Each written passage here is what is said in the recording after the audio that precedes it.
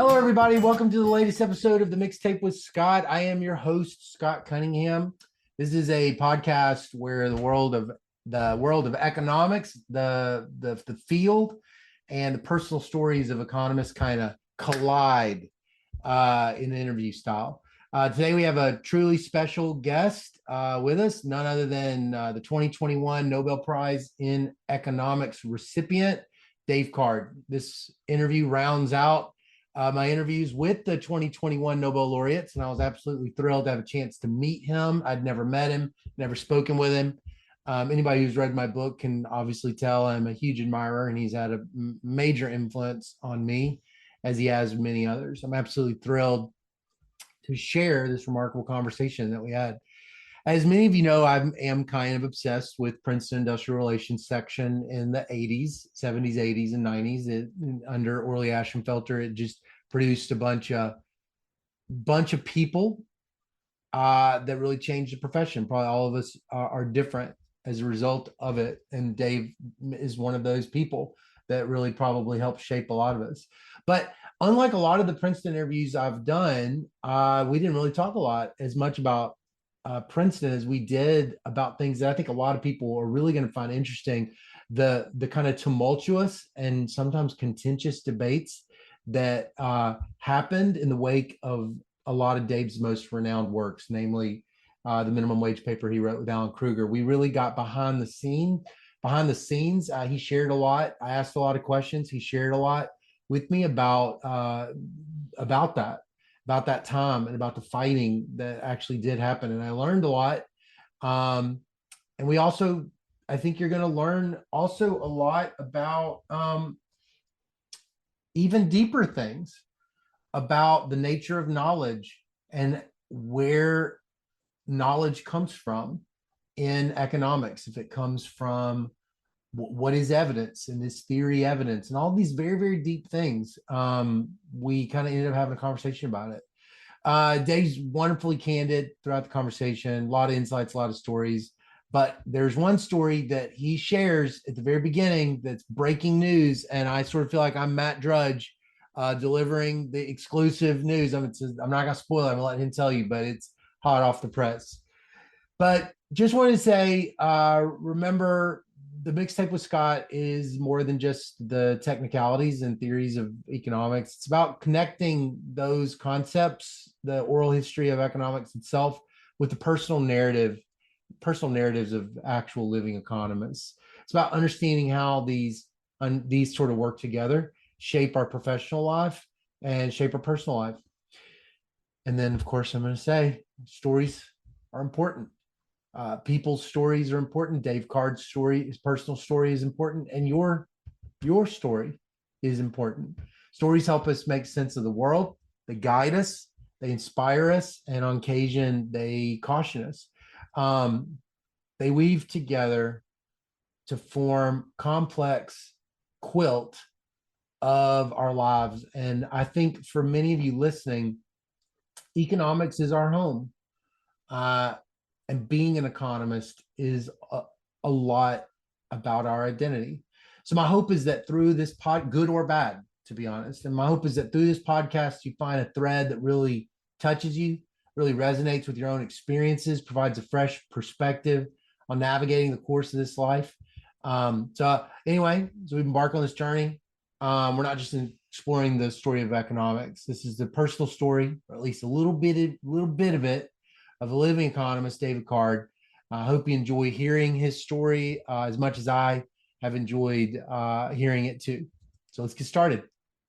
Well, it is my honor, my pleasure to have on the podcast Dr. David Card, winner of the 2021 Nobel Prize in Economics. Dr. Card, Dave, thanks so much for being on the podcast. My pleasure. Well, before we get started, could you tell me, everybody, your name, your job title, and the name of the firm that signs your paycheck?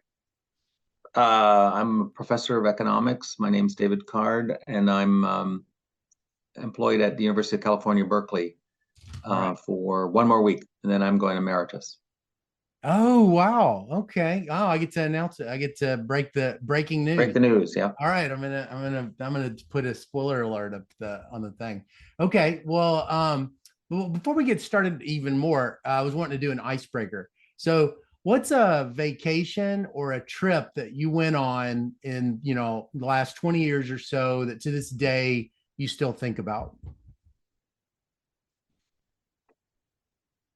Um, in 2003, my father was a farmer, and he was always very interested in visiting Nebraska. Hmm. And the reason why is because all tractors sold in the United States are tested in Nebraska at the Nebraska University of Nebraska test grounds. And so he wanted to visit the test grounds and see where this was done for historical reasons. So anyway, I had bought a pickup truck that I was going to uh, give to him, and so I bought a used pickup truck in California, and we drove all the way to Canada. But we stopped in various places along the way. That was the first time he'd driven across the U.S. Hmm. And we stopped in Nebraska. We stopped at the John Deere factory in Iowa, and we went on a tour. He was a John Deere true believer in John Deere tractors. Yeah. And then we visited a couple of other sites along the way. So it was a lot of fun, and we had a lot of time to talk. Where'd you start and how long? Where'd you start and you ended in Nebraska? Santa Rosa, California, where Oh, I am right now, actually. Yeah, wow. I bet that's quite a drive. it's a nice drive. Yeah, Yeah. yeah. America's It's a great country to see in a big pickup truck. Yeah. yeah. That's it's one of the best things about America, those road trips. We have a pretty country. Um, okay, well, so that actually is a great segue into my first question. So I read that your parents were dairy farmers. I was just wondering, what were your days and nights like when you were a kid? What kind of games and stuff did you enjoy doing? Uh, I probably like I was a child of the 50s, born in 1956. And so in the early 60s, we had a TV. Weren't allowed to watch it too much. We watched it a couple hours a day. We I always hung out with my brother, who was 2 years younger than me, and we spent a lot of time just fiddling around on the farm. Growing up on a farm is a great thing for a kid because you get to just hang out and do whatever you're doing. And um, we, built forts in the haymow and went wandering in the fields and stuff. And there were a few neighborhood kids that we played with a lot. Yeah. We had my mother had a great big garden, so we had quite an extensive network of roads and stuff for our trucks. Oh So yeah. we had a good time. I bet that was wonderful. I bet that was great. And so you ended up going. So when you were in high school, what sort of stuff did you like doing outside of school? Um,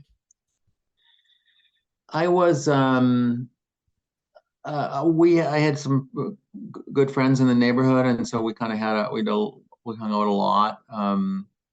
You know, doing illegal stuff like drinking beer and stuff like that. And then I kind of got involved indirectly in student politics. I became the president of the Students' Council at my high school, which is a pretty big high school. I had like 2,400 kids. Wow. So I was kind of actively involved in that. I never played any sports. I'm completely hopeless on sports. What was your greatest accomplishment as president of the high school? Well, we had two major breakthroughs, three actually. The first two were women were not allowed to wear pants. Uh-huh. Um, this is like 1970, I'm guessing like 1975 or so, and no, 1973. And so we managed to convince the administration to let women wear pants to school. Yeah. That was a major breakthrough. Then we got smoking on school grounds. You got it. You Um, got it passed that you could yeah, smoke. you could smoke on the school grounds. There you That was a go. big breakthrough. I mean, it turned out that was probably a bad idea, but at the time it seemed like a major breakthrough. It's a And then checker. the major thing I did that had a long run impact, probably, I mean, pants were probably going to come anyway, and smoking didn't last that long. But we took over the student cafeteria. The student council took over the running of the student cafeteria, and it became a source of income for the student council for years afterwards. My brother Oh, taught at that high school for many years afterwards, and it was always, they were always very wealthy because they got all the income from the student council. oh, Student that's student council. that's cool. Wow, that's really cool. So, how did that whole experience? How do you think that it was? So, after that experience, what kind of, how did you sort of see what kind of life you were wanting to have at the end of high school? Um, I didn't really think of it too much. I didn't really know anything about economics when I went to college, and I actually was in science program originally. I was kind of pretty sure I didn't want to be a farmer. And at that time in the neighborhood, they were all pretty small farms, 100 or 200, 300 acres kind of farms. Yeah. Nowadays, there's almost no farms left. They're all great big huge, and so they're all consolidated. So very few of my friends from that time remained in the farming business. Yeah. But I wasn't sure what I wanted to do, and eventually kind of came on to economics, and that was a good fit for me. That was in college. You stumbled Yeah, on in college, like sort of a couple years in. yeah. Actually, the beginning of my third year in college, I was signed up in the physics program,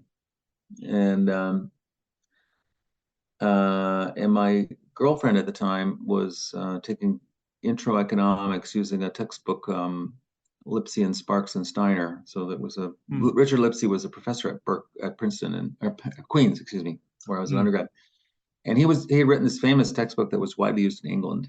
Hmm. Uh, and he was a very good instructor. But anyway, this textbook, it was a bit more advanced than textbooks today. That's something that's happened in economics. I don't know if people are aware of it, but I would say the classes have dumbed down a little bit. Hmm. So Lipsey's textbook is quite good. It has the elasticity formulas. Oh. And my girlfriend at the time was having a hard time with that. She wasn't too great on that kind of math. And so she asked me to give her a hand, and I started reading the book. And I thought, boy, this is really interesting. uh, and I basically read 2/3 of the book. If you grew up on a farm and no one's ever explained like how demand and supply curves work, it's actually quite interesting. Yeah. Yeah. Did that when you were reading it, did it sort of all make sense of what your parents' sort of job was like or something? Well, one thing it explains is for agricultural products, the elasticity of demand is less than one, almost for sure. And so you can have a paradox that it's a poor year for crops, but everybody's better off. Ah, right. So that's helpful. You noticed that as a kid?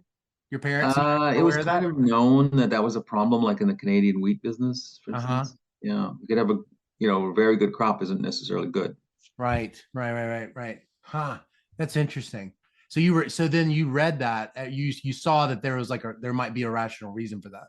Yeah, I mean, it turns out that probably that's the one place where simple demand and supply things work pretty well as agricultural markets. Right. Like my field, it's probably a bit more dodgy, but Right. I didn't quite realize that at the time. Yeah, Yeah. So it was a textbook. So it was a textbook, and that's what sort of started to sort yeah. of So then spike. I signed up for a class uh, in my third year. I was kind of pretty far behind. Yeah. I was good shape because I'd taken quite a few math classes, Mhm. but I was far behind in terms of economics. So as a result, I could only take my first year in economics was really my third year, and I was way behind. Mm. So I took a first semester. I took intro class, and that was going okay. So the second semester, I said, well, I should maybe take a couple of econ classes, but I didn't have any prerequisites Mm. because at that time you needed to have second year classes to get into most of the Yeah. topic classes. And the only two classes I could take were both were taught by relatively recent PhD students who graduated from Princeton, both of them, with Orley Oh. Eschenfelter as their advisor. One Oh. was Charles Beach and one was Michael Abbott. And they were teaching income distribution, that was Charlie's class, and labor economics, that was Mike's class. And so I took Huh. those two classes. Wow. Huh. So I'm guessing this is where Princeton and Orly starts to become things you're aware of. Yeah, basically the first year I was an economist, I thought that he must be the king of all economics. How quickly do you, how is there a gap between college and going to grad school, or do you go straight to grad school? Yeah, back then people pretty much went straight. You Yeah, went I went straight straight. in. And Mhm. was it Princeton the only place you were sort of had your eyes on? Um, I got into Harvard. I didn't get into MIT. Um, and but at that time, I mean, these two guys, Mike and Charlie, and there were some other faculty at Queens that had PhDs from Princeton. One who's still there actually is James McKinnon, the Oh yeah. Beecham McKinnon guy, or McKinnon and Davidson, and Russell Davidson was also there. Yeah. So I took classes from those dudes, Huh. and they all thought that the Princeton program was far better. It was more rigorous, and it was at that time way more rigorous than the Harvard program. Huh. That was so that was a widely kind of, was that a minority opinion, or was that like Princeton people thought that, or was that even something even outside of Princeton people kind of had that feeling? I think at that time, everyone thought of MIT as the most rigorous or whatever, the most, because Bob Solo was still very active advising people, and Yeah. that was it turned out that was many of the other ask profs that were hired at the same time as me were educated there, but Yeah. uh, I don't think Harvard was a major as big a player as they turned out to be much later, or they certainly weren't actually. When they said rigorous when you were going into grad school, what did they mean by it then? Was it the same? Did it mean the same thing then as it means now? It It certainly did. The first year grad program, micro, was taught by a famous professor, Hugo Sonnenschein. Uh-huh. And it was, we worked through very, very detailed proofs, someplace in between Malenvaux and Gerard Debreu's book. Oh, Um, Very, very intensive. And uh, it was I probably at the time one of the most rigorous micro courses in the field, yeah. and many of the game theorists of the subsequent game theorists from that generation graduated from Princeton. So after I came back on the faculty, I taught with Hugo. I taught that class, so he kind of split it with me, and I taught sort of a bit more applied orientation, the first kind Mm, of um, consumer demand and producer theory stuff, but still a pretty high level, yeah. continuity of demand functions. Right. I can still Right. give that proof off the top of my head, probably. But so we had many great students. Dilip Abreu, I Mm, taught microtheory to Dilip Abreu, David Pierce, mm. Inku Cho, um, uh, quite a few of the really prominent people of that generation. Well, it's funny the way you're talking, because I was going to ask you, it seems like you could have been one of these labor economists like Gary Becker, who specializes in primarily theoretical work. And I definitely, even the way you're talking now, it sounds like that could have been a choice you made, but you seem to have specialized in being an empiricist really early. Is that a fair characterization?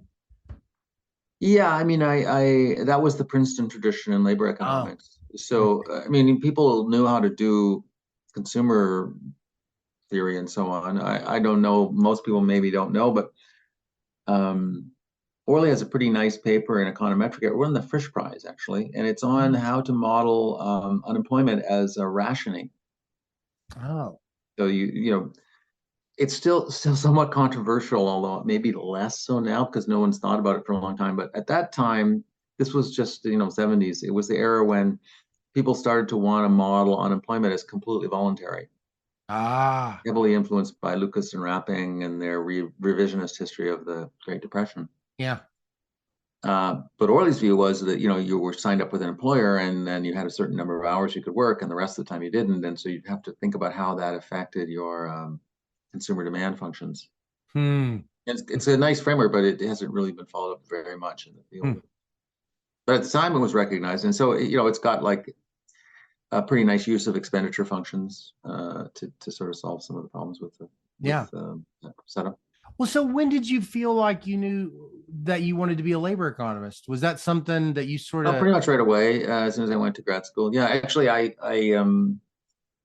kind of went to grad school knowing that that was probably the field I was interested in. how come? What was it about it? Well, because of those courses, I did Uh, my senior thesis on strike activity, and mm, um, I, I had a lot of jobs because my father's farm was pretty small. There wasn't really enough jobs for keep me busy on the farm. So I had all kinds of jobs. I worked in research farm. I worked in a steel factory for a couple of years. oh, That was probably hourly rate. That might have been the best job I ever had. yeah. It was a unionized steel plant, and it was an incentive pay. So Oh, I was able to, one of the few people that could tolerate working with one of the guys that just regularly earned, we earned like 3 times the standard base rate. oh, wait. So incentive pay. So you're getting paid by what you're pulling out of the ground? Yeah, but by how many Oh, pieces it was making steel culverts, big steel oh, culverts. does that persist as a what they do in those in that industry, or does it change? Um, well, the steel industry always had very extensive use of incentive pay. Huh. Um, Steel industry was organized by the mine workers. I guess people Oh, don't know that, but back in my time, everybody knew that. There was a steelworkers organizing committee that was organized by the mine union. The miners union was a much more old-fashioned, much more powerful union at that time. yeah. And so miners are always paid by incentive basis because you get paid how many tons of coal you pull out. Yeah, yeah, yeah, And yeah. I guess it might have been that. It might have been there's so many different tasks, and people have some autonomy with these big machines, and they want to keep the machines operating. Hmm. I Hmm. don't know exactly. That's a good question. Yeah. Well, so how did you get drawn to this section, to the industrial relations section when you were That at that time you kind of came to when you came to Princeton as a PhD student, if they kind of knew you were interested in labor economics, they would kind of give you a little sub office on the it was in the IR section was in the library, the main library of campus. Uh-huh. The reason why it was called the IR section because it was that section of the library. Oh, okay, good. There That's was another group called the International Finance section. And it's also quite an important group at Berkeley. That's at Princeton. I mean, that's the group that does international trade. oh, I see. I see. But so the Irish section, I think really from my first year, I was given a carrel in the office that was beside the IR section, and then I got some part-time, some jobs my first year doing some coding. Yeah. What was it like? Do you remember your first time that you met Orly? Uh, I do remember one thing. It was about March of 1978. That was the year I graduated from college, and I'd applied to PhD programs. And I was sitting at home, the phone rang. I think it might have been on a Saturday, but 10:30 or 11 a.m. And it turned out it was Orly on the phone. Now, the remarkable thing about Orly is that he has exactly the same voice and accent as this other guy that I knew, my advisor, Michael Abbott. Michael was one of his students, but it's like a remarkable thing that they have the same voice because Mm-hmm. both have very unique voices. Uh-huh. Anyway, so I thought it was Michael playing a joke on me, but it turned out it was Orly, and so he, was talking to me, trying to talk me into going to Princeton, but he did a good job, but I was, pretty easy to convince Yeah, sure, sure, sure. Well, so what was your first impression working with him, working with them. or just even, having him as a professor or just being around you? Well, he was kind of he was very engaged at that time, engaged with advising all the PhD students. So it was really a one-man show, the IR Yeah, section. It was him yeah. most of the time. And so he would come in a little late and he went swimming. He used to swim every day Uh. for an hour or so. And then he came back after swimming and smoked a giant cigar, giant like Havana type cigar. Yeah. So the whole IR section smelled like cigar smoke. It's people can't really imagine how much smoking there used to be in academia. Even in the high I schools, once I saw hear there Bob was a lot of Lucas. smoking. Yeah, I once saw Bob Lucas give a talk, and I swear he smoked a whole package of cigarettes in that seminar. It Man, was just one after the other. It was awesome. that's awesome. Um, anyway, so he and then people would chat with him for a while, and he'd talk on the phone to his co-authors. At that time, if you were working with somebody who wasn't there, you had to do it on the phone. Yeah, yeah. Um, so yeah, and I met like Joe Altonji was a year ahead of me, and Joe was already working with him. One of my first jobs was helping Joe and Orly were working on a paper trying to test the time series properties of wage movements. And at that time, people didn't had just discovered the idea of the unit root test. Uh-huh. That if you run a regression of yt on yt minus one and it's truly a unit root, it's not going to be centered at one, it's going to be centered below one. And so you need to adjust the confidence interval. Ah. And I might be the first labor economist to ever coded up the Dickey-Fuller test. Yeah. That's great.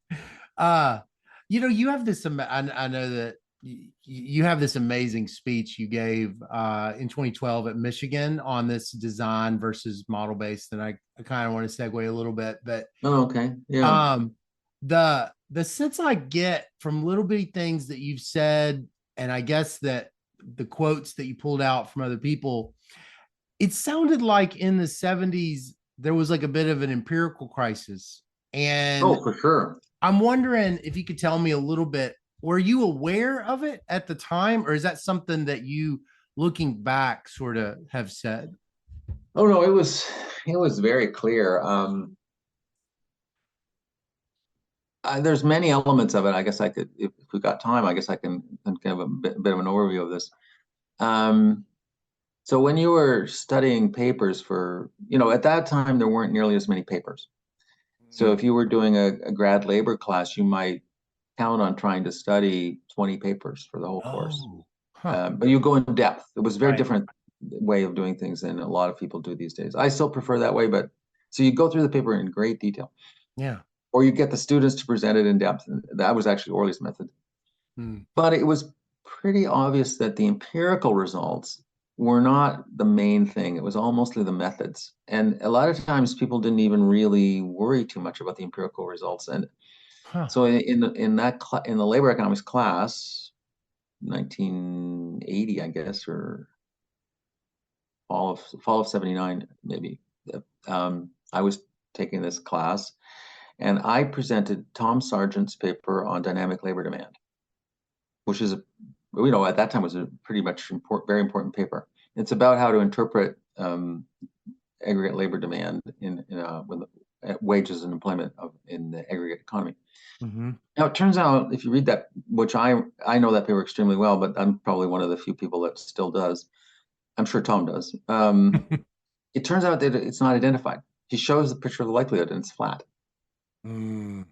So there's a kind of a multiplicity because he's just using time series data and there's like multiple routes to this question, to this Right. solution. And but no one worried about that because that wasn't important. What was important was how to solve the rational expectations problem and get it into the forward expectations of wages, get that into the employer's demand equation. Yeah. Right. But that was very common, How and did that feel for you? What did that feel like? I mean, I didn't really think of it too much. But it was empirical work wasn't really what economists were supposed to. That wasn't so much important. Now there was kind of an exception, and that was when it came to like really directly policy evaluation kind of right. stuff. And so like Ashenfelter had done a couple of things before that my time there, and trying to study the effect of government training programs. Yeah. And the results in those program evaluations were all over the map. Mm-hmm. And he subsequent to after grad school, we got called. There was a big evaluation that was underway by SRI International, which was the research operation. Actually, they implemented the Seattle-Denver income maintenance experiment, but they were doing an evaluation of the training programs under President Carter. Mm. and called CETA, Comprehensive Employment and Training Act, I guess it was called. So they were doing a CETA evaluation, and they were trying to compare different methodologies. And one methodology was sort of a Mahalanobis matching method. Mm-hmm. This was before people knew about propensity score matching, but they knew about Mahalanobis matching. Mm. And then another was kind of regression models and so on. And it was, the results were all over the map, depending on how you did the map, the matching, or how you did the regression, and who you chose as the comparison group. And that was very, very common. Mm. And it was kind of frustrating because you could implement pretty state-of-the-art type of methods. So in the course of doing that, Orly and I wrote a paper where we basically implemented a pretty advanced for that time method of moments estimator that essentially we were trying to deal with the fact that the people going into training programs you don't have parallel trends with the treatment group and the control group. The treatment group has kind of had a dip beforehand. Yeah. So we had a selection adjusted parallel trends kind of differences estimator. Mm-hmm. Because if you know that there's a selection based on earnings in a certain period, you're going to kind of, if the earnings are serially correlated, you're going to go down and then come back up. Right. Right. And that idea had been actually recognized by Jim Heckman a few years before. And so, but I coded the whole thing up, and that was in our restud paper. Yeah. But what we found even with that was that we could get different answers depending on whether we assumed that people who went into training in 1976, for example, had the earnings decrease was the pivotal event was the earnings that they would have gotten in 1976, or it was the earnings they actually got in 1975. They kind of fit about the same, but they had different implications for what the training program impact was. And so we sort of said, you can't really easily solve this problem. How come you're responding differently to that than say that that Sargent thing, where it's kind of like you were saying the Sargent paper, it's sort of illustrating the method, but it sounds like this is different. Well, I think fundamentally, that's the Sargent thing is macro. Yeah. And I don't know. My impression was that no one ever thought that there was really a scientific answer to anything in macro. Oh, okay. But in labor, they still don't. Yeah. I have this interpretation. I was just wondering, how much of this is being driven by rising, poverty and large government programs and recessionary shocks and inequality. I mean, how much of these kinds of like the gravity of getting answers right are in direct response to just the economic moment that you were in the 70s? Is it something else? Or I mean, that might have been part of it. It was also the case that I think it was understood that if somebody had credible evidence that these training programs did or didn't work, that could actually matter. right. So in other words, there was kind of an indication that evidence might matter for the policy. And it's much less direct in a lot of other types of economics. So that that's actually an interesting question, why that particular area was a little bit different.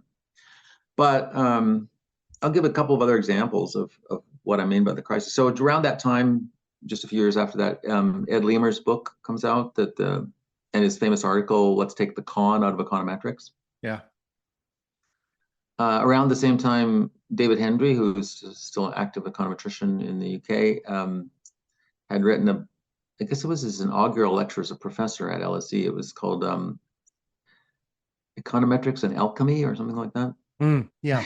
It was sort of basically saying it was based on time series stuff and saying like there's too many loose ends in the way people do things, and it gives too much discretion to the researcher. Wow. Then another thing that was pretty important, there was one really strong tradition in labor economics where everybody took everything seriously, and that was in the estimation of union wage effects. Oh. And probably that was because of H. Greg Lewis. Oh. So he was the primary labor economist at the University of Chicago all through the 50s and 60s. He eventually retired and moved to Duke and spent the last years because Chicago had mandatory retirement. But and he had trained this previous generations of labor economists. He was the advisor to Gary Becker and to Sherwin Rosen and many, many, many others. And he's sort of the guy who indirectly discovered the selection bias correction. He's got a paper on selection bias that kind of comes about before Jim Heckman's stuff.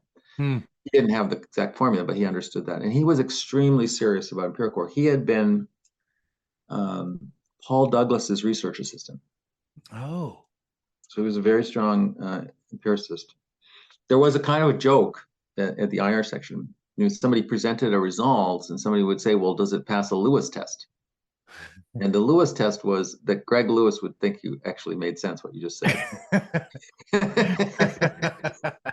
Was And it he was hard? kind of a scary guy because he was, pretty senior and pretty formal. Yeah. I had a job working for him at the IR section. He was visiting the IR section when I was Oh, I'm having a memory now. You say in that speech that he does a review of all the union papers and just almost drops all the IV ones. He just dropped all the IV and selection corrections, said they're not credible. He said they're not credible. Yeah, and so that's kind of like the godfather of the field saying, all this work that you guys have been doing, maybe the methodology is interesting, but it's not really getting us anything that we should really pay attention to. Yeah. So you feel that way as a grad student. I know you obviously feel that way eventually, but like even as a grad student, you were like, I'm kind of like that also. Not sure. I mean, I think I've never understood why anybody would. Well, here's a good example. I've never understood why anybody would fake their data. Yeah. Because I don't understand why you would think that. I guess it's because you're going to get the paper published, but fundamentally you would know that it wasn't what you said it was. Right. So it doesn't really make any sense to me that you would do that because you would be, you wouldn't have figured it out. And So I you think spent a Lewis lot is, of time. You spent a lot yeah, of time and I think Lewis is like that. He's like he wanted to actually know, right. Right. and in a way, he didn't really care if other people didn't have that obsessive Yeah. interest in it. I think that's a very helpful perspective on it. Yeah. Yeah. That a lot of things that economists or other academics or researchers can do. There might not be a huge audience for it, but it's still important to get it right. Yeah. And so I think I've always thought it was more like you're trying to get it right and really know for sure whether what you say, whether this hypothesis or idea that you have is correct. Well, so at Princeton, when I think about Bob Lalone's job market paper, the thing that strikes me is this kind of a falsification ingenuity kind of thing. It's not just trying to answer in a question. It was just this almost like I'm gonna expose how bad things are. Was that how that is that an Well, I incorrect think view of it? that puts it in a slightly negative light. Or, Bob wasn't like that. Uh-huh. He's a very positive guy. Hmm. So you could put it in that light, but I don't think that was really the light that he was the first student I worked with closely as a PhD student. Hmm. So he was only a couple of years behind me in grad school, and then I came back to Princeton on the faculty, and I spent many, many hours with him Hmm. talking over what he was doing and how it all fit together. Yeah. It was more like what the idea was, can we provide some guidance, or can his work provide some guidance as to what's working and what's not? Right. Right. It wasn't like to make fun of the people who got it wrong. It was really more to say, this method looks like, or this way of selecting a good method. Yeah. Like what could you do to find out that your method was actually doing okay? Oh, Yeah, okay. people knew about over identification tests, and that was a sort of an important idea, but it was sort of understood that those weren't decisive, Yeah. Yeah. Yeah. partially because our models are never good enough to pass over identification tests. Yeah. Yeah. Yeah. Yeah. Well, so when does Dr. Kruger get to Princeton? I'm curious about y'all's first time to meet and sort of what he was like early on as a colleague. Oh, I have quite a few good stories about that. So I was an Ask Prof at Princeton, and we were kind of low on people. There had been another guy who was an assistant professor, but he didn't get tenure. Jim Brown, his name was James Brown. Mhm. And so Jim moved on to, he went on to SUNY Stony Brook. Uh-huh. And so we were kind of looking for somebody to hire. And uh, I think we tried, and labor economics was, they were starting to get a little more interest in labor economics, At Harvard or at Stony Brook? just in the profession, Oh, in the maybe. profession, it was Yeah, kind I of mean, I emerging. had gone to Chicago and come back. Yeah. And the reason why the reason why they hired me was because the year I was away, Orly got an offer from MIT. Oh. And so MIT was going to actually hire a labor economist. That was a major thing, right? That's sort of like, oh my God.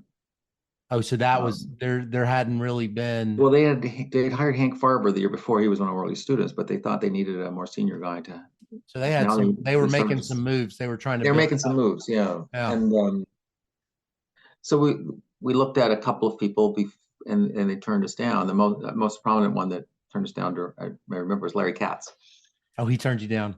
Yeah, so Larry had come out of MIT and gone directly back to Berkeley, where he was an undergrad. Oh. And I think, 80s in Berkeley wasn't the greatest time. The resources were thin, and Oh.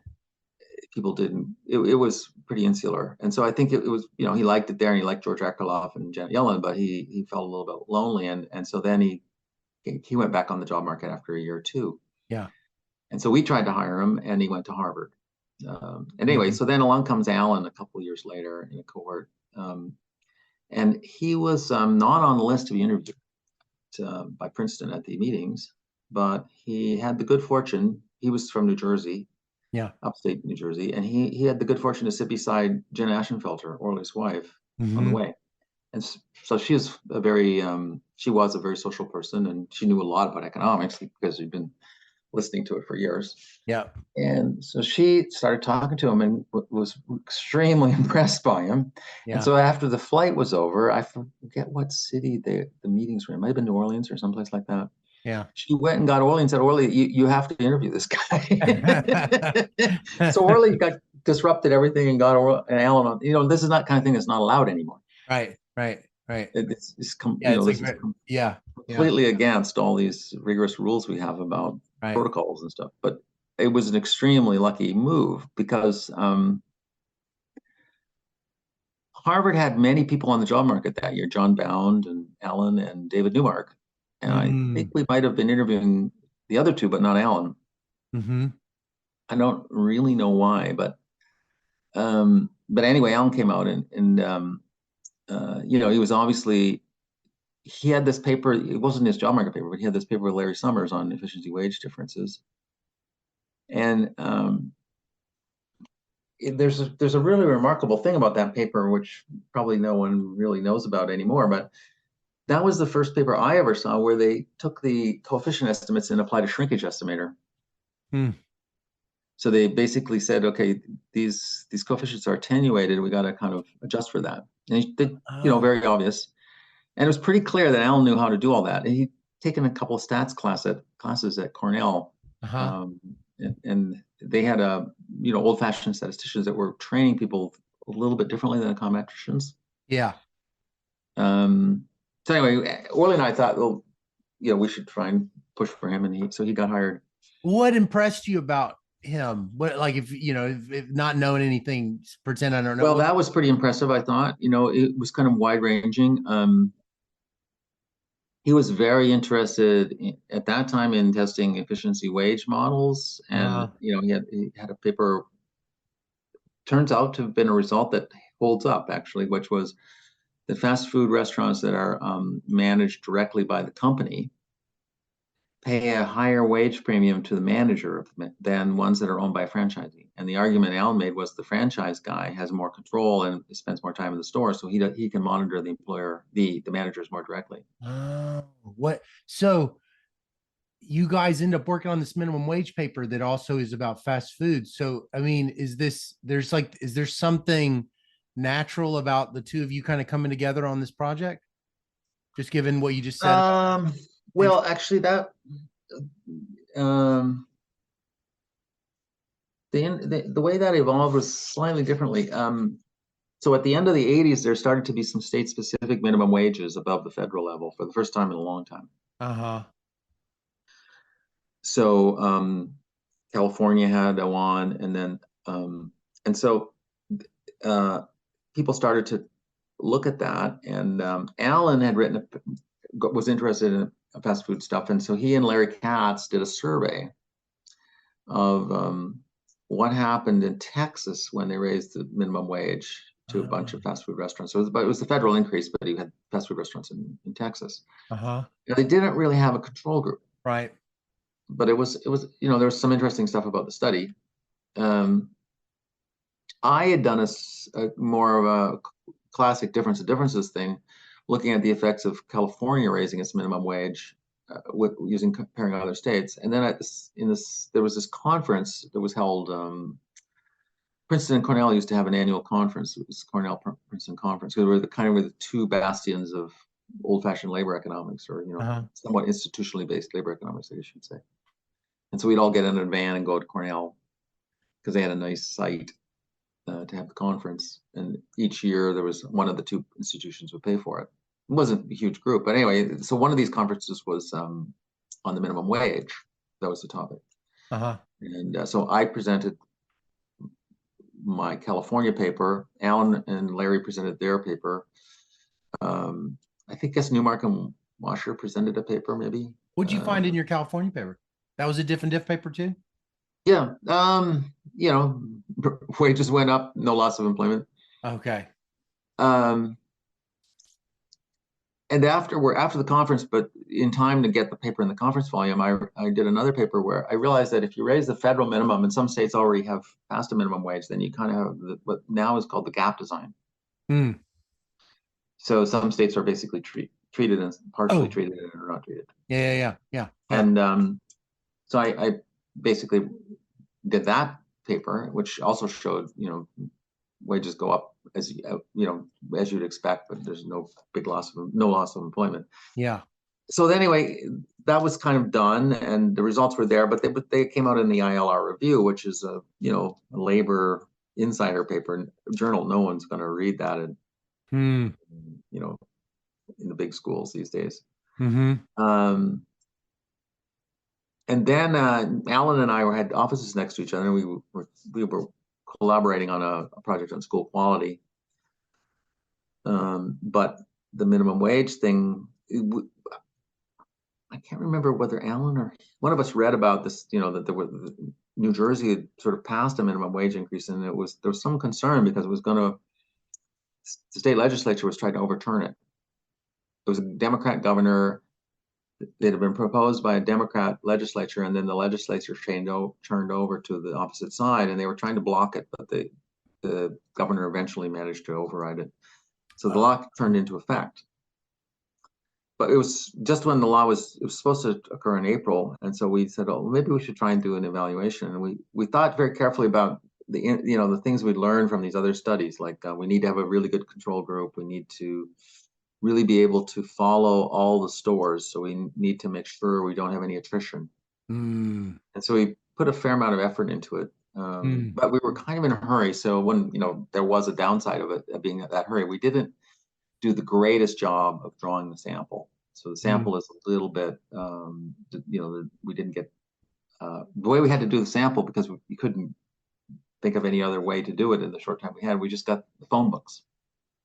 Oh, Princeton Library had a huge collection of phone books for Pennsylvania and New Jersey, and we just lined them all up and said, okay, here's the counties, here's the phone books. Let's see find the stores. yeah. So that's And the what, guy who that's was a research February. assistant that I You hired start, to is it do the you're phone book starting that? work. Are you starting that? Because I know it's February is the baseline. So are you starting this project in the fall? January. In January? Oh, Yeah, we were really up against the because wall. it's going into effect in April. Supposedly, yeah. Yeah. So the guy I hired he was a senior at Princeton, and I was advising his senior thesis, and he helped me. He sat and coded all these things and put them in a spreadsheet so we'd have the phone numbers and addresses of the stores. Yeah. And we started talking about how to get a surveyor, because we didn't want to do the whole thing ourselves. And he said, "Well, my grandmother's a surveyor." And I said, "Oh, that's kind of interesting." And so it turned out she was a professional surveyor and lived in Utah, Oh. where at that time there were a lot of the survey companies were basically hiring underemployed women. Mm. Because a lot of them it was a more traditional Mormon thing, and a lot of Oh. women would go back to work, but they wanted to be pretty flexible and stuff. Anyway, so her name was Susan Belden, and so I called her up, and to tell you the truth, I couldn't believe she sounded like she was about 16. It Mm. was great on the phone, and Alan and I had done a few testing out our survey, calling fast food restaurants. We got nowhere. Like the managers blew us off. Mm. She got like a 88 or 89% response rate. She could get people to answer the phone that you could not imagine how. I don't know how she did it. She was just very persuasive and sort of soft spoken, and she sounded like a young woman. Yeah. And I think that all of these things helped a little bit. But Yeah. so anyway, that was a huge benefit to have her, because we got such good response rates. So, why the response to this paper? Well, so Orley said something interesting. I guess like there's so much folklore around the paper, and I was surprised when Orley said something because you read that Wall Street Journal op-ed by James Buchanan, and I think, oh, this must have been the most controversial paper written in the history of economics. But then when I listened to you in that 2012 Michigan speech talking about the empirical crisis in labor, and then you telling me not everybody took the methods, or they took the methods seriously, but they didn't really take the empirical work seriously. So why then does this paper strike a chord? Why didn't people just be like dismissive the way they were like with these other things? Because clearly that didn't happen. Yeah. Well, that's an interesting question. I think, look, first of all, the minimum wage used to play a very pivotal role in, everybody would learn about this in the first year of economics. And it was one of the things, economists love to do this. I don't know whether everybody's aware of this, but economists love to say, well, um, there's many things that the average person or the populist voter or something will agitate for, and it'll turn out to be counterproductive. Mm-hmm. And that's what so economists love it when somebody analyzes something and shows that the intention of this law was X, but actually it causes minus X. Yeah, yeah, yeah. Right. And so the minimum wage and rent control were supposed to be the two big examples of that. And Sure. it kind of gets at that. It gets at the idea that price regulation is bad, which is, Right. pretty strong tenet of a lot of economic thinking. Yep. And so it has the law of unintended consequences. Mm-hmm. And then because of the price regulation thing, that has this really strong history in sort of conservative economics. Right. Conservative economists, especially back in the 50s and 60s, that was just like the number one thing that they thought of as like key that economists had to say. We could not be regulating prices. Right. Right.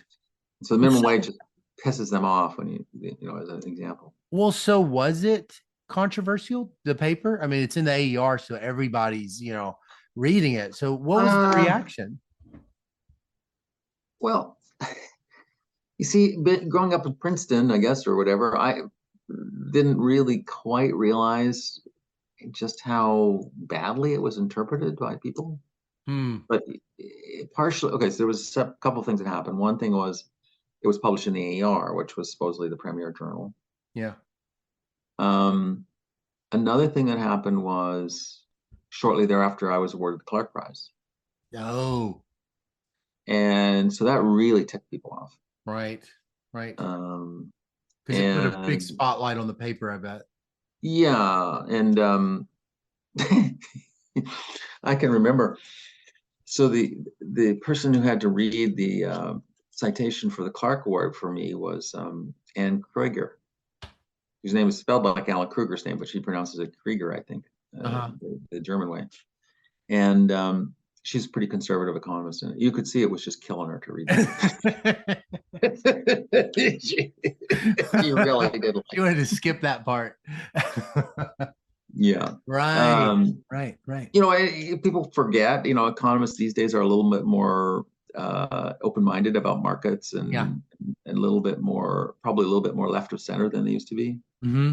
Mm-hmm. So this was a big deal, I guess. Yeah.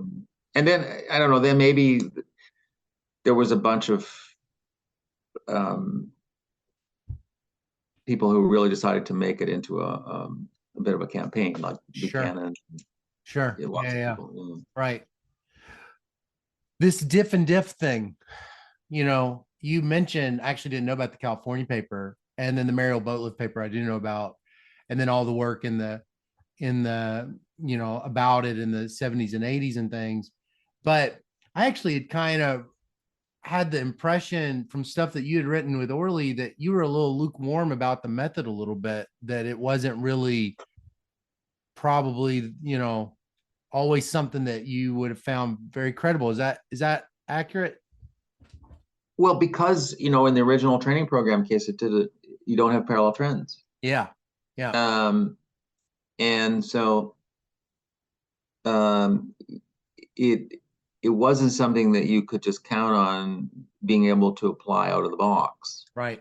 So you were Um, so this idea of parallel trends from the very, very start, you were kind of like you were thinking about it from the very, very beginning. It wasn't just diff and diff without it. You kind oh of no, it's right together. there in that 85 paper, the paper that introduces the term difference of differences. It Yeah. basically we unfortunately we didn't have a graph, but if you when I teach the paper, I show the graph, and it's got a Yeah. very big dip for the Right. treatment group. And that's the thing that everyone nowadays calls the Ashenfelter dip. Right. Then how come they don't call it the card dip? You feel Well, like it you were had gypped actually been up? Gypped identified in up? Orley's earlier paper. Oh yeah. Okay. I was just Yeah, kidding. yeah. And so we kind of knew that you couldn't use a straight up difference of Right. differences thing. Right. And that's why we kind of invented this selection correction difference of differences, Mm-hmm. Mm-hmm. which no one has followed up. No one likes that. That was kind of a loser. Mm-hmm. Well, this like, um I only have a few more minutes. I guess I gotta skip something. I mean, I can go till 3:30 if you want. I don't Okay, care. good. I do actually want to do that. Yeah. So this design stuff, this model versus design stuff, I can't get, ever since I saw that speech, I feel like it's really had a big effect on me. I guess You got to I get don't over that, Scott. no, I'm not ready for it. Maybe this will be the time. I'll bring it up with my therapist tomorrow. Okay, yeah. um, so explain to me what you meant by this like model versus design approach, and when does it really start to diverge, or like, because in the way that you talk, it's like this kind of like diverging path, but I can't really quite tell exactly when you start to notice it or when it starts to change. Um, well, I I became aware of And real quick, could that you, this was a for the thing. I sake mean, of the listener, would you mind just saying real quick what what we're about to talk about, this whole model versus design? oh, okay. So I was asked to give the Wojtinski lecture at the University of Michigan in 2012 I think it was 12, or something. 14. Yeah. And I I wrote did some slides, and I never wrote the paper up, but I did some slides on that, and it was sort of called model based versus design based research. Mm-hmm. And but I'd become aware of the issue in the 90s, sometime around 1994. Um, there was a meeting of the Econometric Society in Iowa, and in the summer meeting of the Econometric Society, and they organized up a meeting, and Richard Blundell and I were giving the talk, and they sort of wanted to have it be like I was sort of proposing it's sort of what nowadays a lot of people informally call the reduced form Yeah. thing. Right. And Richard was sort of presenting what you might think of as the structural thing. Right. But I realized that that's not, and so I went and talked a little bit, and I mean I know Richard from many years and get along with him fine, and I didn't think there was that much distance between us. He tends to have a more model-based approach on things, and I tend to have a more design-based approach on things. But I've certainly written model-based papers, quite a few before, especially before the 90s. Yeah. And anyway, I started thinking about, well, what's really going on?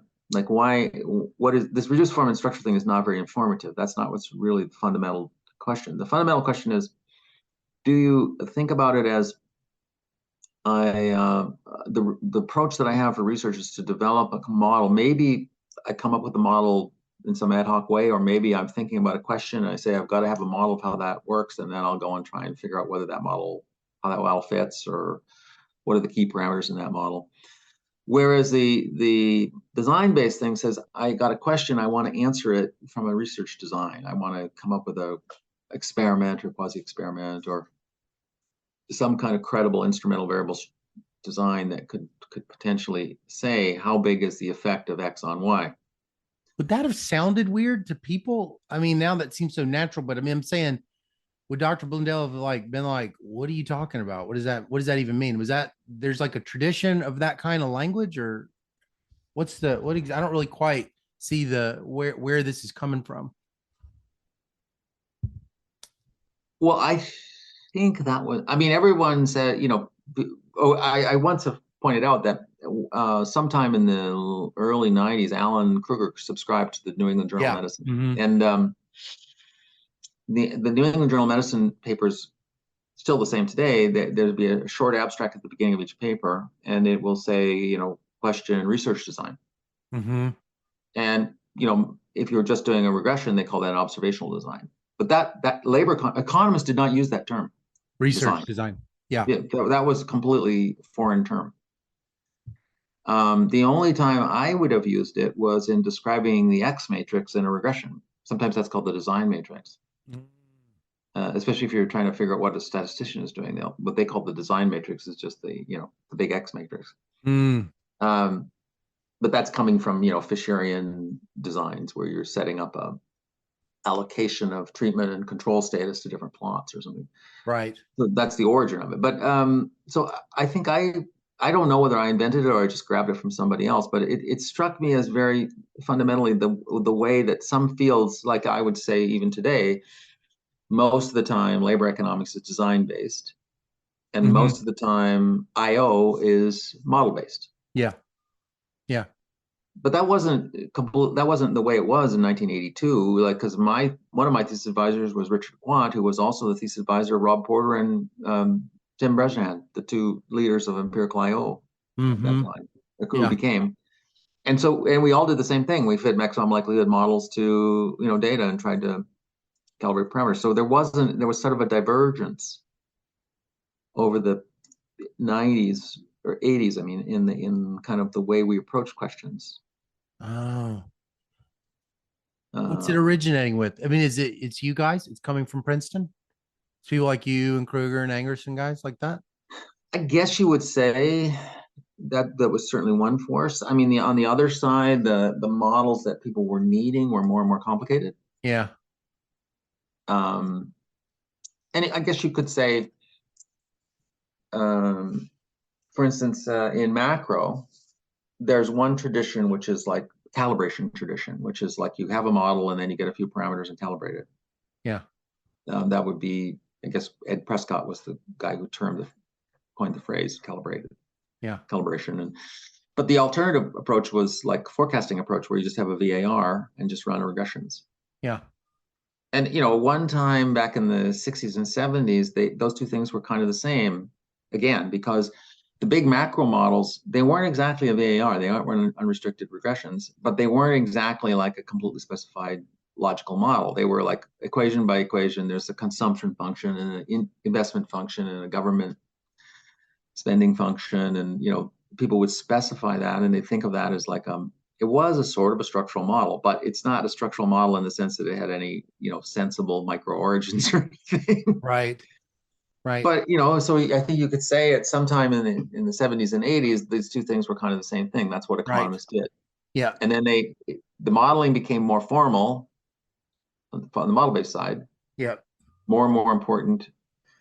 And the design base became more and more like, okay, we have a conjecture that something causes something else. So it became much more focused on the whole issue of causality.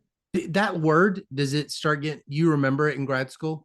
People saying cause, cause, cause? Because, it's like you can get an entire econometrics field, and that word may not even, back in, when I was in grad school, I don't think I heard the word one time. I mean, I just, No, actually, there was a tradition in statistics that you weren't allowed to even talk about it. yeah, right.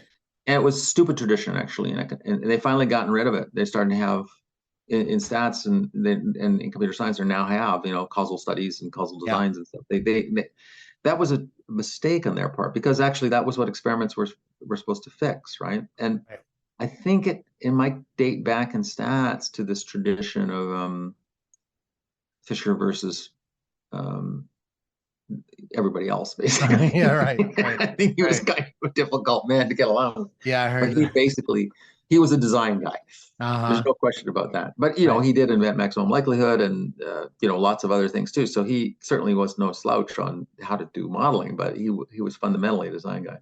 So there's some point in the 90s, you're like, you kind of say, yeah, I think something's different. There's two tribes, whereas there used to be one tribe. Does that happen? Well, I wasn't, it wasn't like I pronounced that. It was pretty obvious. It was Uh, pretty obvious to other oh, people yeah, yeah. too. Yeah, Mm. yeah. Everybody at that time, they all said structural and reduced form. And are we looking for a Oh, structural that's person when in that reduced language form? starts That was coming the out. language they used. Oh, I just thought that was not very informative. yeah.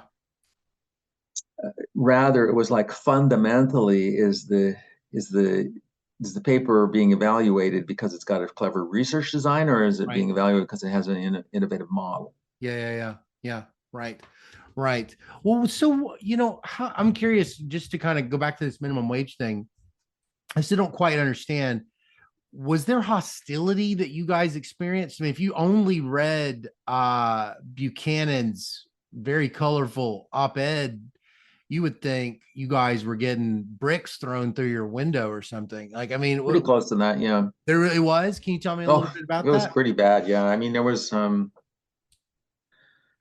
yeah, it was pretty awkward, and it was very Like, give me an anecdote. You don't have to name a name, but like, um. So, for whatever reason, the American Enterprise Institute decided they wanted to have a forum on minimum wages, uh-huh. and so they had Finus Welch and Kevin Murphy come on the other side, and Alan Kruger and I come. And I remember, This is like late 90s, or is no, this no, this is like right after the paper? 95 or something, 94, 95. Okay, so it's like the paper's like out. Yeah, just around the time the paper's been out, Yeah. and we go down there and on the train, and they have this big forum, and there was a labor economist, an old-time Australian labor economist who's still active, named Bob Gregory. And Bob is a very interesting person. Like if you wanted to have your archetypical, what would happen if you crossed an Australian with a labor economist? You'd get this guy. It's just really, but a really entertaining, observant person. Very, and so Bob is there in the background, and so during the course of this discussion, it gets to be pretty heated. Finus Welch really got pissed off about this whole thing, uh, minimum wages. He just thought that we were. I think, for at least for a long time, thought that we'd faked the data or made something up. huh. Um, But he was so why is he convinced. doing? I mean, Orley said amongst labor economists, it was not terribly controversial. But is that, he said, because the kinds of papers that have been being written were not so great, and so labor economists were like, nobody I knows think one way or Orley the might other. be there. I think among there were some labor economists who weren't so negative, but there was an ILR symposium on our work Uh huh. that had a review of our book, Myth and Measurement, and it has a chapter. It has a paper by Finus, and you could go read that. It's pretty scathingly negative. Huh. Huh. Um, How anyway, old during the are you? course So of what are you? this, You're like 40. This is like, because you said 50s, so it's like nice. So you're like in your early 40s or like yeah, late 30s. yeah, What did it feel? I mean, these guys were probably not just contemporaries. I mean, you probably looked up some of these guys, right? I mean, they were.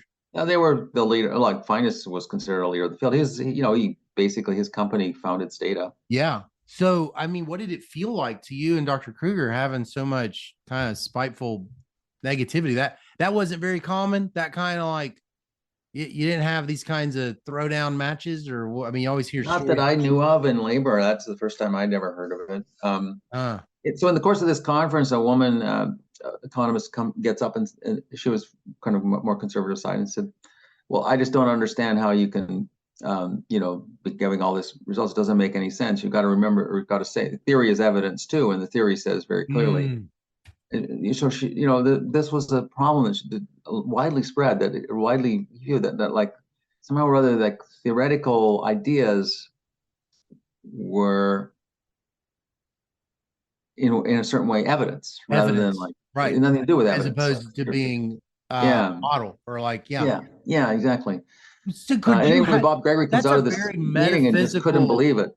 That's like almost this like metaphysical kind of conversation that's got nothing to do with the minimum wage, though. Did you ever find Exactly, yourself in these weird conversations that were like, what is knowledge almost? Like, what does all it the mean? time. Really? What was Yeah. that? What that must have been very interesting. Well, yeah, I'm no philosopher, and I don't really have a lot of. I don't have much patience with it because I don't. It's like there's a certain kind of person that loves to talk about stuff like that, but it Right. doesn't really go anywhere as far as I know. If you're a really clever writer, you can But these were rewrite. epistemological, but this is kind of like an epistemological kind of shift a little bit because I was, it's funny after it's so ironic. After I listened to your speech, I went back to that James Buchanan quote, and then I went back to the Lemur thing, and then the Hendry deal, and then I thought about H. Greg Lewis just dropping all the IV, and I just thought, well, maybe Buchanan's just basically saying there's only theory. None of the empirical papers are ever reliable. So there's nothing special about this paper.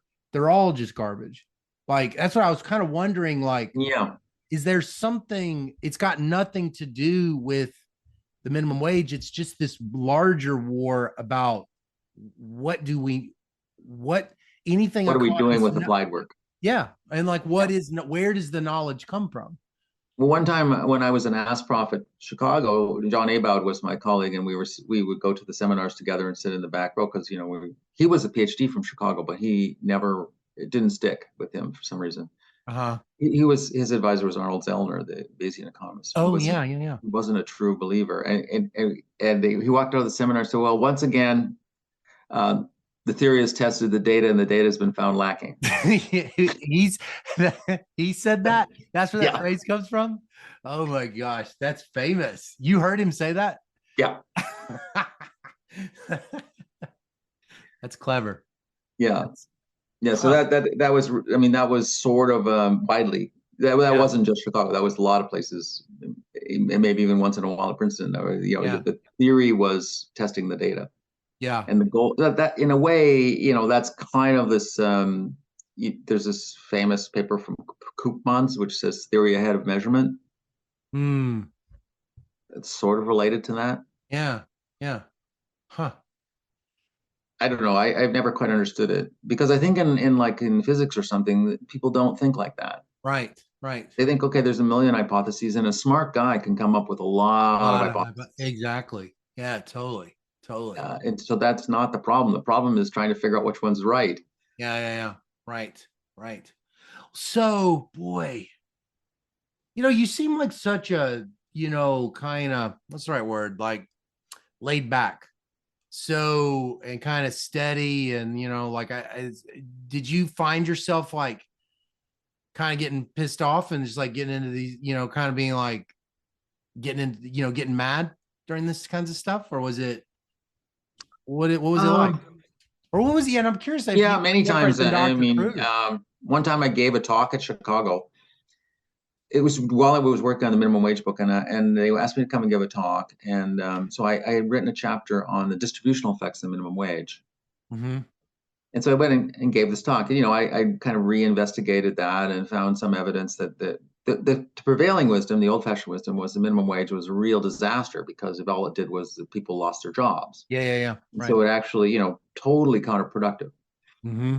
And so I showed some results that actually, earnings went up rather than down when you raise them. And low wage people's earnings went up. That, which is just saying that the elasticity of labor demand is not, bigger than one. Right. Right. Or if you interpret it neoclassically. Yeah. And I showed some preliminary stuff on family structure and who were the types of workers that were working at the minimum wage. And it wasn't just kids and teenagers that were, it was a larger and larger fraction of people who were, supporting families. Yeah. And Sherwin Rosen, who, I'd known pretty well, and he was really pissed off. He said, "What's the agenda here?" Oh, he said that. He challenged you. Yeah, He he challenged was your really, motives. and I didn't really know what to say. So I guess it always struck me the other side was really angry, and it's not very helpful if you're trying to have an argument and the other side is angry. You don't want to get angry yourself. That's not going to win.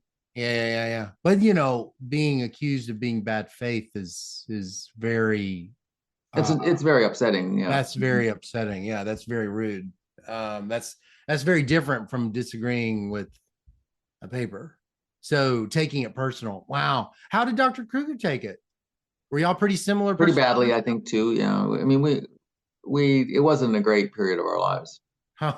Wow. Actually, well, he was in the Department of Labor when the minimum wage book came out, Oh, and then in 1996, I guess there was a proposal to raise the minimum wage under Clinton, and he was pretty highly involved with that. yeah. And one of the congressmen from New Jersey basically like led some investigation against him because the Republicans had gained control of the House. Gosh. And they had a huge investigation of him and went through all his papers and financing and everything. It was, like his personal finances. I didn't know you could do that in the United States. Oh my Now, luckily gosh. for Alan, his father was an accountant, and Alan had the cleanest accounts in the entire Oh my country. gosh. That I is mean, so infuriating to even it hear. was really scary. I mean, it was like you realize that, and this kind of thing is happening all the time nowadays. Right. Right? That was, Right. and see, but that was the first time I'd ever been aware that happened in the U.S. Even Mm. coming from Canada, I don't think that happens in Canada. So you guys were is it there's like close friends and then there's like really good co-authors and they don't have to be the same thing. Where were you and Dr. Kruger on that spectrum? I would say we were more of the really good co-authors than super close friends. Yeah, uh,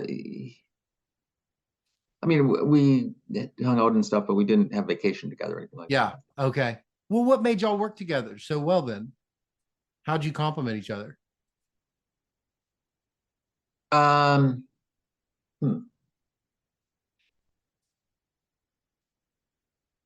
Well, I guess I was a tiny bit more technical than him, and he was a bit more like like his natural instinct would be to go and do a survey or go and dig up some data or something. And so, the two things together was a good combination. We weren't that far apart in terms of Yeah. our orientation. Mhm. And basically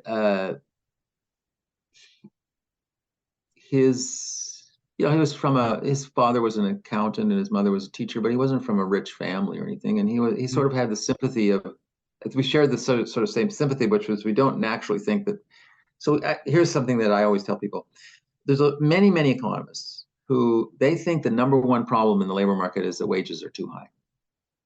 There's some So you've labor got a economists recession, that wages are too high. You've got there's the unemployment, labor wages are economists too that think that way. Labor economists that say the wages are too high. labor economists don't usually think that because labor Oh, economists don't. usually think, there's something naturally like we think everybody's working and we're on their side in a certain Right. sense. Right. But Yeah. the rest of the profession is sort of on the other side, Yeah. Right. in Y'all my had view. that shared sensibility a little bit. Yeah, and Yeah. so we kind of shared that sensibility. Yeah. We were fairly similar in age. I'm only Mm, 4 years older than him. mm, mm.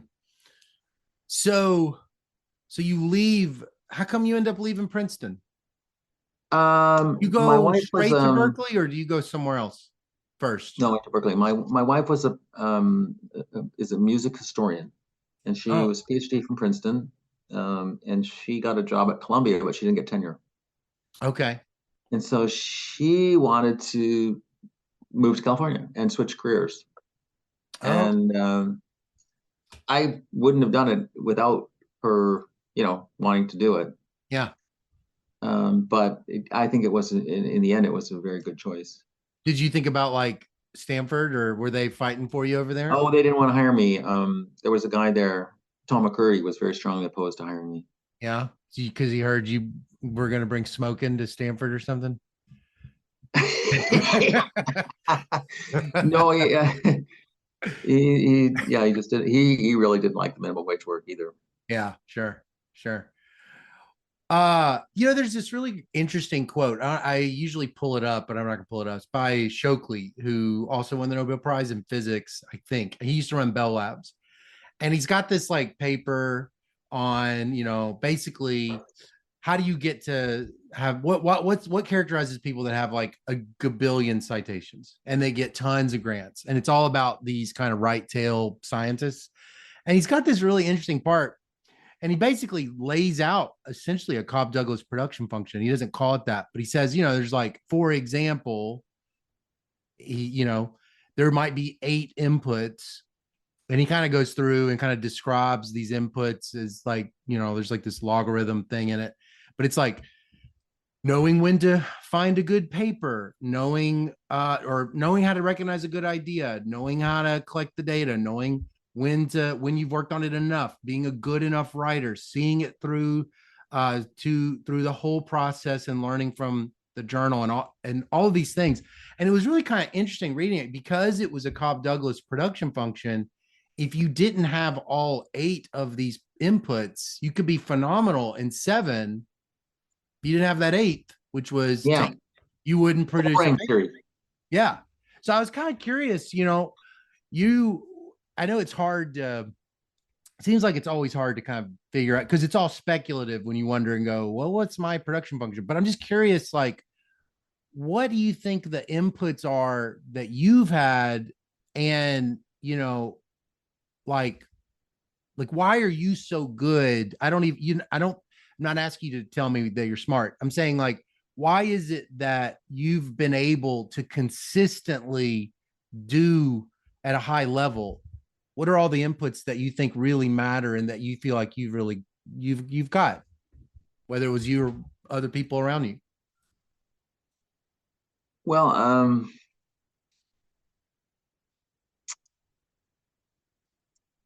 probably I'm a little more patient than most people, and so if I get some idea, I'll kind of play around with it, and I will. Fundamentally, I often believe that almost anything can be made into a good paper if you're willing to work on it long enough and dig around and find out something. Hmm. That isn't necessarily the way to write a paper fast, but it Right. does. And I'd like to I like to interact with people and like find out what they're doing and seeing, like how they're thinking about things and what problems they're confronting and stuff. And that, that's very important in economics these days, especially. Yeah, Hmm. almost nobody is writing papers by themselves anymore. Right. Right. Right. Right. And when you get older, that's even more important because you're stretched a little thin on for time, and so it's very helpful to interact with younger people and see what their problems they've got and what kind of things they're working on. Alan Manning kind of says, as you get older, if you remain, the only way to remain successful is vampirism. You basically you basically grab ideas from other people, and Yeah. if you're lucky, they'll work with you long enough to get your name on the paper. So Right. that's there's some extent of that. Yeah. I I think one thing that's probably true is that I kind of think about things in the way from the point of view of the people on the bottom, the ground up. Hmm. So I'm better at thinking about like really partial equilibrium things than general equilibrium things, and I don't try and worry about that other stuff. I focus on like, why is this person making this decision in this framework? Hmm. And then whereas other people they don't think that, they think that's kind of dull and they want to do all the general equilibrium stuff. Wait, so And why would that make you more productive that you're focusing on well, stuff because I like that? don't waste time on something I'm no good at. You're not getting distracted by stuff that's like you're not good at or something? Is that Yeah, that's what I think. Is I tend not to, so I won't, you'll see, actually see this in, especially among young people. their math isn't very good or something. So they'll basically spend a huge amount of time to tech up Right. rather Right. than say, okay, let me just understand this to the level that I can use it, and let Mm. me, maybe I can eventually figure out how to innovate on it. But I don't need to be, on top of every technical detail of everything or whatever. Yeah. Yeah. Yeah. Yeah. Yeah. I'm definitely not a control freak. So Yeah. with co-authorship, that's definitely another thing. Like I'm perfectly willing to let other people do lots of other stuff. Hmm. This is random, but this tyranny of the top five that Heckman talks about, it's funny, like being, being working now. I don't even have no idea if the way he sort of made it seem like it's newer, but I was just kind of curious. I mean, is it, I would just have thought it would always been that there were these, like, that there was this sheer gradient, difference in all these top fives and stuff, but you've gotten to see this evolution over your career, and I'm curious, what exactly has changed with these journals that somebody like me wouldn't even be able to appreciate. Like, what would somebody from the past coming into now, would they be like, oh yeah, this is different, this wasn't how it was? Uh, so my understanding was in my time, I'm quite a bit younger than Jim. Um, so I started writing papers in like 82 or something. But by then it was very clear there was like the top five, and Mm-hmm. what was important for tenure was papers in those journals. And maybe there was a little more recognition for papers in second level journals. But another thing that's happened is the particular set of second level journals has turned around, whereas the Mm, particular set of top fives has not. right. So, like, what So, was the second set when you were in grad school? It wasn't like already well, stat. Restat would have been a second tier, but like the Journal of Economic Theory was really important. Oh, right. Yeah, yeah, yeah. Right. That was, and it's kind of disappeared. Yeah. Um, Econom Economica, Yeah. that's that journal that Henry's paper's in, and Hmm. Orly and I have a paper on U.S. and Canadian unemployment rates in there. Richard Lipsey's famous paper on Phillips's famous paper, they're in that journal. That journal has fallen in rank quite a bit. Okay. I was just curious that Yeah. I just wondered, So I would it was like say, a different era or to something. me, it's been the same. And my understanding, for instance, at Princeton, the committee that evaluates people for at the top level, the administrative committee, has a list of journals for each field that are the ones that count, and it's Hmm. always been this five in economics. Hmm. So Angrist said something interesting one time. He said he likes to ask grad students if there was a paper that they wish they had written. And he said Bob Lalone's job market paper was a paper that he kind of wished that could have been his paper, or it's something like that. And I was kind of curious, are there papers that you just sort of so admire, that you just think, I would have loved to have been a part of that paper? Um, hmm. Is that even kind of a foreign way of thinking? I I guess that is. I mean, there's some papers that I like disruptive papers. Mm, That to me, that's the most important thing is whether the paper is the more disruptive, the better. And recently, there was an event at Princeton for the 100th anniversary of the IR section, and so I got a chance to sort of expound on this a little bit. And I was thinking about like what are the really disruptive papers. I guess you'd say that minimum wage paper is fairly disruptive. yeah. What makes a disruptive paper is it's the time and the place and the question and the methodology. They all have to kind of be the right thing for that time and that topic. Um, so I would say, a lot of papers, I don't. One set of papers I really admire for their incredible disruption was the set of papers that Otter, Dorn, and Hansen have done on the effects of trade Yeah. on communities and labor markets and social structures. I mean, that turned out to be very influential Mm. and super disruptive When because it you sort say of said, disruptive, what does disruptive mean? It means that it really gets everybody's attention. It really It changes gets you literature. rethinking what you thought you knew. Yeah. Okay. Okay. So, there had always been this discussion about trade, and like there was winners and losers. But so you had that, and then that was all you said. But no one really. And then there was a lot of discussion about like compensating the losers, but it Yeah. was completely abstract, right? Right. No one really thought about how big the losses are. And of course, in the theoretical models, a lot of things are true that aren't true empirically. And so David Otter and Gordon and David, there's two Davids and Gordon. Their work really, probably not entirely what they intended, but it's really caused people to really think about how um, when you take away the kind of economic well-being of a community, how it messes up the labor market, it messes up the community, it messes up the people that grow up there. So people have shown that there's an opioid epidemic is worse there, that the marital dissolution is worse there.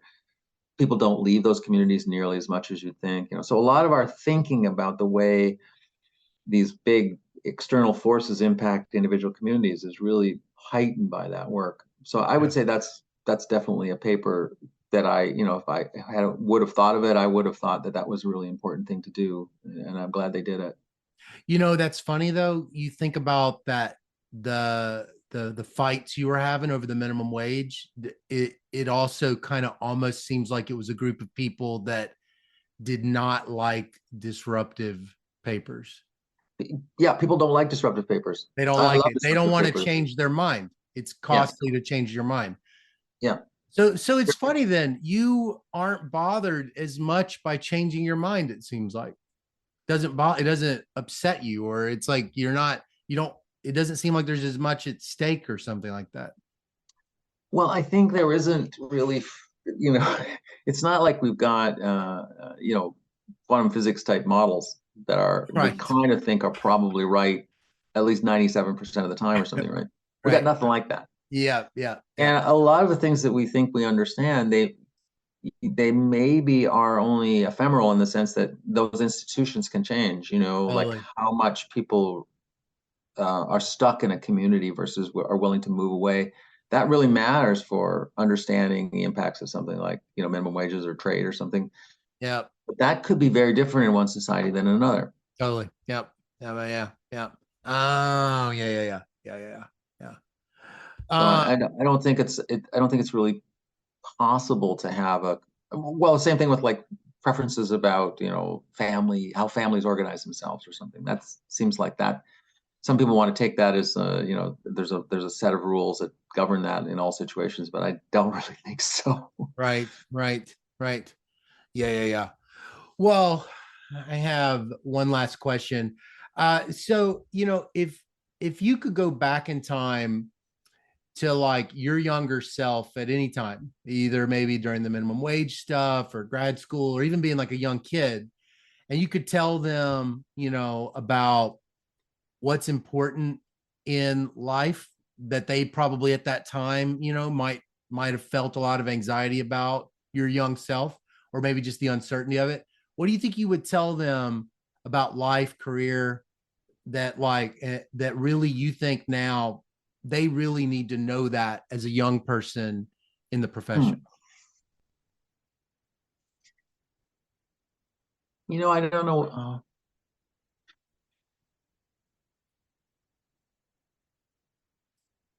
I don't really know whether I have a good answer to that, Scott. In all honesty, I feel like most of my career has been, I've been incredibly lucky, and probably like being a labor economist in the 1980s, that was a very good fit for my personality and my skills, and there was some opportunities to do things that wouldn't that aren't as open today because so much work has already been done and somebody has to go in a slightly different area. Um, but I don't know whether I could have told myself that that was going to be a good area to be in, or whether it was just luck, really.